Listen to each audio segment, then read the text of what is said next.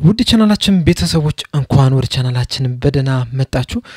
ዛሬ አዲስ የወጣ ዘገባ አለ ከጥቂት ሰዓታቶች በፊት ማለት ነው። ይህም ዘገባ እንግዲህ ትሬንት አሌክሳንደር-አርኖልድ ወደ ማድሪድ ለመግባት እንግዲህ ተስማምቷል የሚል ዘገባዎች ወጥቷል። ይሄን ምን መለከት ይሆናል በዛሬው ዝግጅታችን እስከ መጨረሻው ደቂቃ ድረስ አብራችሁኝ እንድትቆዩ በአክብሮት ጋብዛለሁ። እንደዚሁም ደግሞ ለትሬንት አሌክሳንደር-አርኖልድ መውጣት እንግዲህ ትሬንት አሌክሳንደር-አርኖልድ ነው ወይስ ኤፍኤስጂ ነው ተወቃሽ የምታደርጉት የሚለው ነገር ኮሜንት ሴክሽን ላይ በመጻፍ አሳውቁን። እንደዚሁም ሰብስክራይብ ላይክ ሼርም ያደረጋችሁ ቻናሉ ቤተሰብ እንድትሆኑ በአክብሮት ተጠይቃለሁ። ደውሏን በመጫን ደግሞ ለጊዜ ሊቨርፑል የሚመለከቱ የተለያዩ ዜናዎችን ዘገባዎችን ይዤ ስመጣ ወደ እናንተ ቶሎ እንዲደርስ ማድረግ ትችላላችሁ ማለት ነው። አሁን በቀጥታ እንግዲህ ወደ ትሬንት አሌክሳንደር-አርኖልድ ጉዳይ እንገባለን። ቀን ወደ 9 ሰዓት 10 ሰዓት አካባቢ እንግዲህ አዲስ የወጣ ዘገባ አለ። ይህንን ዘገባ እንግዲህ የተለያዩ ሚዲያዎች ተቀባብለውታል። ፋብሪዞ ሮማኖ እንደዚሁም ዘ አትሌቲክስም በተጨማሪም ደግሞ የቶክ ስፖርት ዘጋቢ የሆነው አሌክስ ክሮክም ሲዘግቡት ነበር። ይህም ዘገባ ምንድነው?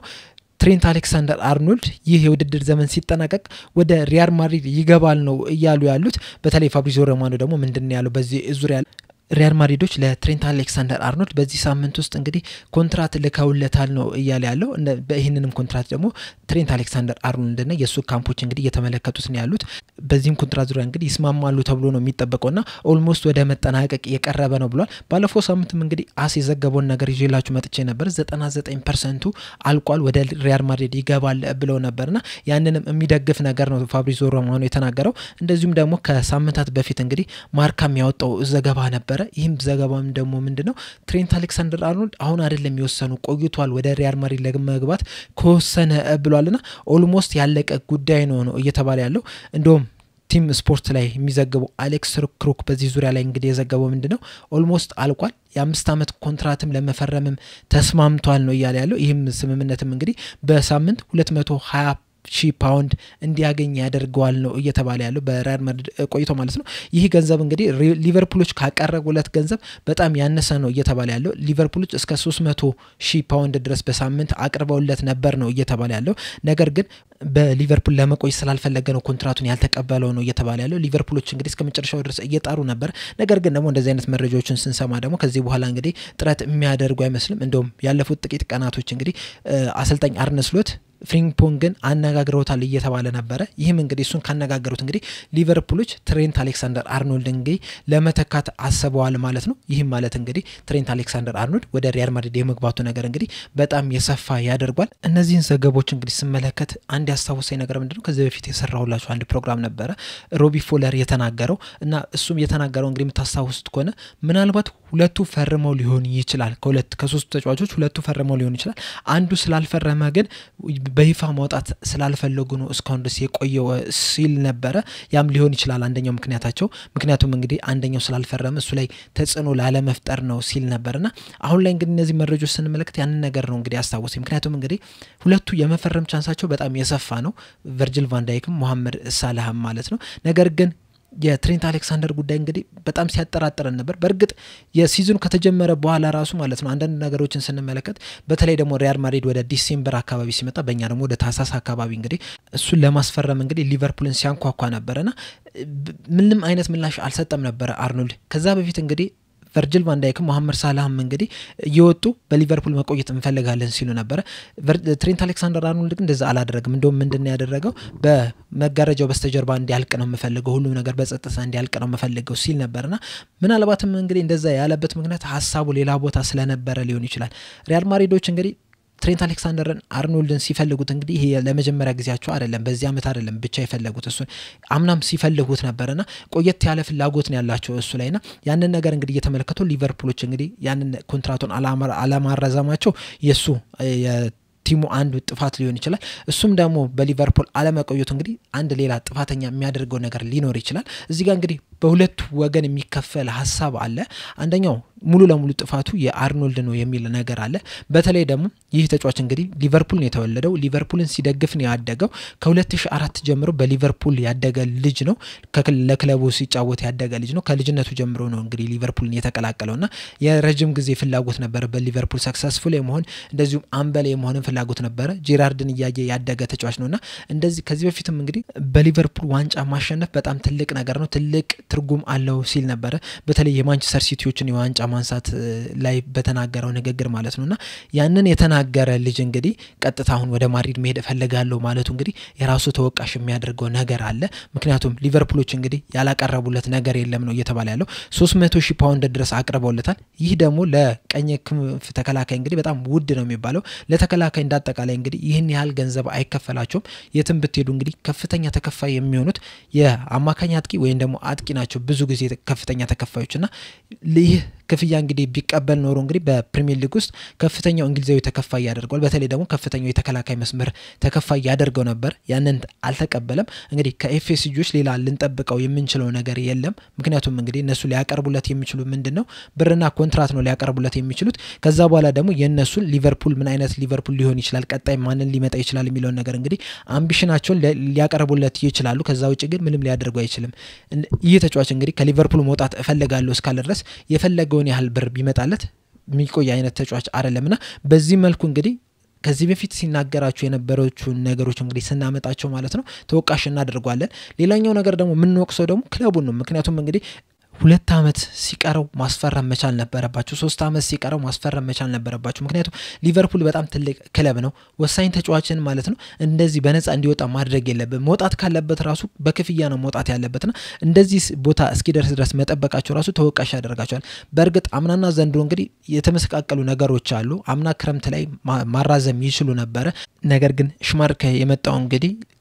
ክሎፕን ለመርዳት ነበር ምክንያቱም በዛ ሰዓት እንግዲህ ስፖርቲንግ ዳይሬክተር አልነበረም ዋርድም እንግዲህ መውጣቱ አይዘነጋምና ያችን ቦታ ለመተካት ነበር የገባው ትንሽ ወር ለመቆየት ነበር የመጣው እንደውም ከዛ በኋላ አራዘሙለት እንግዲህ ከዛም በኋላ ደግሞ ያ የዝውውር መስኮት ከተጠናቀቀ በኋላ ብዙም አልቆየም ክሎፕ ወጣለው አለና ያንን የሰማ ተጫዋች ደግሞ ፊርማውን አኑር ብትሉት አያኖር ምክንያቱም ቀጣይ የሚመጣው አሰልጣኝ ማን ነው የሚለው ራሱ ትልቅ ጥያቄ ነው ምን አይነት ቲም ሊሆን ይችላል ሰክሰስፉል እንሆናለን አንሆንም የሚለው ራሱ ትልቅ ጥያቄ ይሆናልና በዛ ሰዓት እንግዲህ አይፈርሙም ይሄ የተረጋገጠ ነገር ነው ትናንትና እንግዲህ በዚህ ዙሪያ ትንሽ ተቃቅሽ ያላችሁ ነበር እና ተመሳሳይ ነገር ነው ሀፐን ያደረገው ነገር ግን ደግሞ ዘንድሮ እንግዲህ ክሎፕ የሰራውን ቲም ከታየ በኋላ እንግዲህ ማስፈረም ይችሉ ነበር በዛ ሰዓት እንግዲህ ተጫዋቹ ነው አልፈርምም ያለው የዚህን ምንም ማድረግ አይቻልም እና በሁለቱም መካከል እንግዲህ ቲሙ ነው የተጎዳው ምክንያቱም እንግዲህ ኳሊቲ ያለውን ተጫዋች ነው እያጣ ያለው የሱን ቦታስ ማን ይተካል የሚለው ነገር ራሱ በጣም ትልቅ ጥያቄ ነው ብራድሊ ጎበዝ ተጫዋች ነው እሱ ሊተካ ይችላል የሱን ያህል እንግዲህ ኮንትሪቢዩሽን ባይኖርም በተለይ ደግሞ እድሎችን ከመፍጠር አንፃር እንደዚሁም ረጃጅም ቦሎችን ከመላክ አንፃር እንግዲህ ትሬንት አሌክሳንደር አርኖልድ ጋር የሚተካከል አይደለም ነገር ግን ደግሞ የራሱ ችግር ያለበት ተጫዋች ነው ብራድሊ ምክንያቱም በተደጋጋሚ እየተጎዳ ያለ ተጫዋች ነው በርግጥ ይሄ ነገር ብዙ የመጮቻ እድል ካለማግኘት ሊሆን ይችላል ምክንያቱም እንግዲህ 10 ጨዋታዎችን ተቀምጣ አንድ ጨዋታ ስትጫወት ጉዳት ሊያጋጥም ይችላል ምናልባት ከዛ አንግል ሊሆን ይችላል እና ሌላም ተጫዋች ደግሞ የግድ ያስፈልጋል ብራድሊ ብቻውን እንግዲህ አመቱ ሙሉ አይጫወትም የሱን ቦታ ማን ነው የሚተካው የሚለው ራሱ በጣም ትልቅ ጥያቄ ነው ምናልባት ፍሪምፖንግ ሊመጣ ይችላል ፍሪምፖንግም እንግዲህ ለየት ያለ ተጫዋች ነው ሞርሱ ወደ አታኪንግ በጣም የሚያደላ አይነት ተጫዋች ነው አርኖልድ በበለጠ እንደውም ወደ ማጥቃቱ የሚሳተፍ አይነት ተጫዋች ነው እና የአርኖልድን አይነት ኳሊቲ አናገኝ በርግጥ ምን ጊዜም አንድ ተጫዋች ሲወጣ እንግዲህ የሱን ትክክለኛ ተተኪ ማግኘት ከባድ ነው በሌላ አይነት ጥቅም ነው ልታገኙት የሚችሉት አሁን ከዚህ በፊትም እንግዲህ አጥቂዎችን አይተናል እነ ሮቢ ፎለር ሲወጡ ሌላ የመጡ አጥቂዎች አሉ ሱዋሬዝ ሲመጣ ሌላ የመጣ አጥቂ ያለ እና የነዚህን ተጫዋቾች ትክክለኛ ማግኘት አልቻለም አጥቂ ሲመጣ አሁን ለምሳሌ ፈርሚኒዮ መጥቷል ፈርሚኖ እንግዲህ ከነ ሱዋሬዝ የተለየ አይነት አጥቂ ነው የተለየ ጥቅም የሚሰጥ አጥቂ ነው ይሆነልን ፈርሚኒዮ ሲወጣ ደግሞ ኑኔዝ መጡ ኑኔዝም እንግዲህ ከፈርሚኒዮ በጣም የተለየ አጥቂ ነው ብዙ ጎሎችን ባያስቆጥሩም ሁለቱም ማለት ነው ግን የተለየ አይነት ጥቅም የሚሰጡ ተጫዋቾች ናቸውና ራሳቸውን በራሳቸው መተካት አይቻልም ሌላ ተጫዋች ሲመጣ እንግዲህ ሌላ ቫልዩ ይዞ ነው የሚመጣውና የሚመጣውስ ተጫዋች ማን ነው የሚለው ነገር ራሱ በጣም ትልቅ ጥያቄ ነው ምን አይነት ጥቅምስ ይሰጠናል የሚለው ራሱ በጣም ትልቅ ጥያቄ ነው እንደዚሁም ደግሞ ለትሬንት አሌክሳንደር አርኖልድ ራሱስ ይሄ ትክክለኛ ውሳኔ ነው ወይ በተለይ ደግሞ ሊቨርፑል ላይ ካለው ሌጋሲ አንፃር ስንመለከቱ ማለት ነው ምክንያቱም ከዚህ በኋላ የሊቨርፑል ደጋፊዎች እንግዲህ አሁን ላይ እንደሚመለከቱት አይነት መልከታ ይኖራቸዋል ወይ የሚለው ራሱ በጣም ትልቅ ጥያቄ ነው ምናልባት ምክንያቱም እንግዲህ ምን ጊዜም የራስ ክለብ ለራስ በጣም ትልቅ ክለብ ነው ከራስ የሚበልጥ ክለብ ሌላ የለም በየትኛውም ቦታ ቢሆን በርግጥ እንደዚህ ኒውትራል ሆነን ካሰብነው ሪያል ማድሪድ በጣም ትልቅ የሚባል ቲም ነው ነገር ግን ደግሞ እንደ ሊቨርፑል ደጋፊነት ካየን ከሊቨርፑል ውጪ ሌላ ትልቅ ቲም የለም እና ከዚህ ቲም እንግዲህ ወደ ሌላ ስትሄድ ደጋፊው ይቀየማል ሲቀጥል ደግሞ ማለት ነው የአብዛኛውን የሊቨርፑል ደጋፊን ህይወት ነው እሱ እየኖረ ያለው ሁላችንም የሊቨርፑል ደጋፊዎች እንግዲህ ለሊቨርፑል ብንጫወት በጣም ከፍተኛ ምኞት ነው ያለንና ያንን ምኞታችንን ደግሞ እሱ ነው እየተጫወተ ያለው ሲቀጥል ደግሞ የሊቨርፑል ተወላጅ እንደመሆኑ መጠን እንግዲህ በዛ አካዳሚ ውስጥ ሲያልፍ ብዙ ጓደኞች ነበሩት ብዙ አብረው የተጫወቱ የሊቨርፑል ተወላጆች ነበሩና እነዛ ሁላ ሳይሳካላቸው ቀርቶ እሱ ነው እንግዲህ ያለፈውና ያንን ሁላ አልፎ መጥቶ የሊቨርፑል ተወላጅ ሆኖ የሊቨርፑል ደጋፊ ሆኖ ሲወጣ እንግዲህ ደጋፊዎቹ እንደዚህ በቀላሉ የሚቀበሉት አይደለም አሁን ለምሳሌ መሐመድ ሳላህ ወጣለው ቢል ደጋፊዎቹ ሊናደዱ ይችላሉ ነገር ግን ደግሞ ያን ያህል እሱ ላይ ጥላቻ አይኖራቸው ምክንያቱም ይሄ ተጫዋች እንግዲህ ከሌላ ቦታ ነው የመጣው የሌላ ሀገር ተወላጅ ነው የሊቨርፑል ተወላጅ አይደለም ኢቭን የሊቨርፑል ደጋፊም ላይሆን ይችላል ስለዚህ ቢወጣም ቢናደዱም ግን ያን ያህል አይናደዱም አሁን ከዚህ በፊት ከሊቨርፑል የወጡ ተጫዋቾች አሉ እንደ ማክማናመን እና ኦይን ወጥቷልና ሁለቱም አሁን እንግዲህ በሊቨርፑል ቤት ያላቸው አቀባበል አንድ አይደለም እነ ስቲቨን ጀራርድ እና ካራጋር የሚቀበሏቸው አይነት አቀባበል አይቀበሏቸውም አሁን ባለፈው በሌጀንዶች ጨዋታ ላይ እንግዲህ ተመልክታችኋል እነ ክራውች ሲመጡ እነ ጄራርድ ሲመጡ ምን ያህል ከፍተኛ አቀባበል እንደተደረገላቸው በተለይ የጄራርድ ደግሞ ለየት ያለ አቀባበል ነው የተደረገለትና እንደዚህ አይነት አቀባበል ከዚህ በኋላ ይጠብቀዋል ወይ የሚለው ነገር በጣም ትልቅ ጥያቄ ነው የሚሆነው እኔ እንደውም የምንፈራለት ምን እንደሆነ ታውቃላችሁ ይሄ የውድድር ዘመን ሳይጠናቀቅ በፊት ኮንትራቱ እንደፈረመ ይፋ ከተደረገና ከተጫወተ ምን አይነት አቀባበል ይቀበሉታል የሚለው ነገር በጣም ትልቅ ጥያቄ ነው የሚሆነው አሁን ለምሳሌ ቨርጂል ቫን ዳይክ እና መሐመድ ሳላህ ኮንትራታቸውን አራዘሙ ፕሪሚየር ሊጉ ከመጠናቀቁ በፊት ከዛ በኋላ አርኖልድ ደግሞ ለሪያል ማድሪድ ፈረመ የሚለው ዜና ቢወጣ የተረጋገጠ ዜና ማለት ነው ሁለቱም ክለቦች ይፋ ቢያደርጉት ምን አይነት አቀባበል የሚቀበሏቸው ይመስላችኋል ቨርጂል ቫን ዳይክ እና መሐመድ ሳላህን በጣም በትልቅ ጭብጨባ ነው የሚቀበሏቸው አርኖልድን ግን ምናልባትም ላያጨበጭብለትም ይችላሉ እንደዚሁም ሊጮህበት ሊሰድቡትም የሚችሉበት አጋጣሚ ሊኖር ይችላል ይሄ ደግሞ ለሱ ለሳይኮሎጂ ደግሞ ትልቅ ተጽዕኖ ይፈጥርበታል ማክማናማን እስካሁን ድረስ እንደ ሌጀንድ አይቆጠርም የሊቨርፑል አንድ ተጫዋች ነበረ በሚለው ብቻ ነው ክሮች እንደምናውቀው የሊቨርፑል ተወላጅ አይደለም በሊቨርፑል ግን ጥሩ ጊዜን ማሳለፍ ይችላል ጥቂት አመታትንም ቢሆን ማለት ነው ባለፈው ግን በሌጀንዶች ጨዋታ እንዴት እንደተቀበሉት አይተናል ምክንያቱም ለሱ ፍቅር አላቸው ከየትኛውም ከሌላ ቦታ ለሚመጣ ተጫዋች ማለት ነው ምን ጊዜም ፍቅር ይኖራል በሊቨርፑል አሳለፈው ነገር አሁን ፈርሚኖ በጣም ነው የሚወደደው ግን የሊቨርፑል ተወላጅ አይደለም በሊቨርፑል በቆይታው ግን ትልልቅ ነገሮችን ማድረግ ይችላል ቢወጣም ያን ያህል የሚከፋን ነገር አይደለም የሊቨርፑል ተወላጅ ሆኖ የሊቨርፑል ደጋፊ ሆኖ ግን እንደዚህ አይነት ነገሮችን ሊያውም ደግሞ በነፃ ሲወጣ ምክንያቱም ይሄ ተጫዋች እንግዲህ ከዚህ በፊት እንደተነገርኩ ከ80 እስከ 100 ሚሊዮን ፓውንድ የሚያወጣ አይነት ተጫዋች ነውና እንደዚህ አይነት ተጫዋች ሆኖ እንደሚወጣ ያወቀ ሊቨርፑል የሆነ ያህል እንዳይጠቀም ማድረጉ ራሱ በጣም ትልቅ ቅራኔ ውስጥ የሚከተው ነውና ከዚሁ የሚወጣ ከሆነ እንግዲህ ከዚህ በኋላ በሊቨርፑል ላይ ያለውን ሌጀንድነት ግን የሚያቆሸሸው ይመስለኛል እንደ አንድ ተራ ተጫዋች ታስቦ የሚታለፍ ነው የሚመስለኝ እንደዚሁም ደግሞ ወደ ማድሪድ ቢሄድ ራሱ ሌላ ተራ ተጫዋች ነው የሚሆነው ከዚህ በፊት እንግዲህ አንድ እንደ ቃለ መጠይቅ ነገር የተናገረው ነገር ነበር ይሄም የተናገረው ምንድነው ባላንዶር ማሸነፍ እፈልጋለሁ ብሎ ነበርና ወደ ሪያል ማድሪድ ስለሄደ ባላንዶር የሚያሸንፍ መስሎታል ይመስለኛል ምክንያቱም ሪያል ማድሪድ ቢሄድ ራሱ እሱ ቀዳሚ ተመራጭ አይሆንም በምንም ተአምር ምክንያቱም ከዚህ በፊት እንግዲህ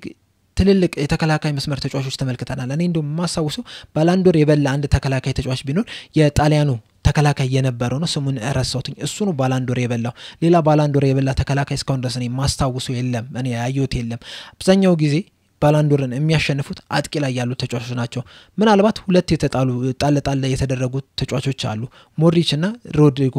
እንደውም ሞድሪች ራሱ ወደ ማጥቃት የሚሳተፍ አይነት ተጫዋች ነው ሮድሪጎም እንግዲህ 6 ቁጥር ቦታ ላይ ነው 6 ቁጥር ቦታ ላይ ራሱ ብዙ ተጫዋቾች የሉም ባላንዶርን የበሉት ይህ ትሬንት አሌክሳንደር አርኖልድ ደግሞ ወደ ማድሪድ ቢሄድ ማለት ነው ከሱ በፊት ማለት ነው ባላንዶር ማሸነፍ የሚችሉ ሌሎች ተጫዋቾች አሉ አሁን ለምሳሌ እነ ቪኒሺየስ እነ ቤሊንግሃም ከሱ በፊት የሚበሉ ናቸው ሌሎችም የሚመጡ ተጫዋቾች ሊኖሩ ይችላሉ እነ ሮድሪጎ ራሱ ብንመለከተው ከሱ በፊት መብላት የሚችሉ ተጫዋቾች ናቸውና እነዚህ ሁሉ ተጫዋቾች ያሉ እሱ እዛ ሄዶ ባላንዶር እበላለሁ ብሎ ካሰበ ትልቅ እብደት ነው የሚሆነው በተለይ ደግሞ የግራ የቀኝ ክንፍ ተከላካይ ሆኖ ማለት ነው ምናልባት ወደ መሃል ካስጠጉት ሊበላ የሚችልበት ቻንስ ሊኖር ይችላል በዚህ በተከላካይ ቦታ ላይ ደግሞ ይበላል በያላስብ በዛ ላይ መከላከል ላይም ደግሞ ጥሩ እንዳልሆነ ሁላችንም እናቃለን በተለይ ዘንድሮ እንግዲህ አንድ ሁለት ጨዋታዎች ላይ በደንብ ተመልክተናል ከማንቸስተር ሲቲ ጋር እንደዚሁም ከዩናይትድ ጋርም ራሱ ምን ያህል መጥፎ እንደነበረ ተመልክተናልና ወደዛም ሄዱ እንግዲህ ለራሱ ትልቅ ጥቅም ይሰጣል ብዬ አላምንም ነገር ግን እሱ መሄድ እፈልጋለሁ ካለ ግን ይሄድ ምክንያቱም ሊቨርፑልን ነው እኛ ምን ደገፈው አንድን ተጫዋች ብቻ አይደለም ከዚህ በፊት እንግዲህ ትልልቅ ተጫዋቾች መጥተዋል ትልልቅ ተጫዋቾች ሄደዋል እነሱ ቢሄዱም ራሱ ክለቡ እንዳለ ነው አንድ ተጫዋች ወጣ ተብሎ ክለቡ አይፈርስም ምናልባት ትንሽ ልንቸገር እንችላለን ነገር ግን በዛ ቦታ ላይ ሌላ ተጫዋቾች መምጣታቸው አይቀርም ሌሎች ተጫዋቾች መተካታቸው አይቀርም ማንንም የማይተካ ተጫዋች የለም ምክንያቱም ከዚህ ሱዋሬዝ ነበረ ምርጥ አጥቂ ነበረ ከሱ በፊት ማን ነበረ ቶሬዝ ነበረ ቶሬዝ ወጣ በብዙ ምክንያቶች ነው የወጣው እሱ በርግጥ ከማንንም ጋር ሳይስማማ ወጣ እሱ ከወጣ በኋላ ሱዋሬዝ መጣ በ6 ወሩ ሱዋሬዝ መጥቶ ምን ያህል ድንቅ ተጫዋች መሆኑን ተመልክተናል ሱዋሬዝ ከወጣ በኋላ መሐመድ ሳላ መጣ እንደዚሁ መሐመድ ሳላ ቢወጣም ሌላ ተጫዋች መምጣቱ አይቀርም ስለዚህ ተጫዋች ቢወጣም ሌላ ተጫዋች ደግሞ ይመጣል ከዛም ያም ተጫዋች ደግሞ መውጣቱ አይቀርም